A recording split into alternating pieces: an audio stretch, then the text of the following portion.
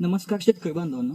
आता जवळजवळ आपल्या बागामध्ये का नाही 15 दिवसात एक आपलं हार्वेस्टिंग चालू स्टार्ट होतंय. त्यासाठी आपल्या बागेत आता चालूला फक्त एकच काम राहिलंय.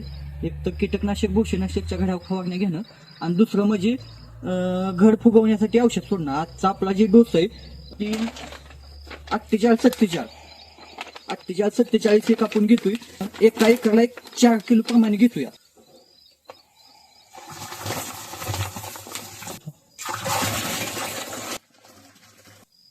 48-47 ही ग्रेड खूप महत्वाची आहे, कारण की एकदम फास्ट काम करते. ह्याचा काय डोस जास्त वापरायचा नाही, कारण की 3 ते 4 किलो तुम्ही एका एकरला वापरू शकता.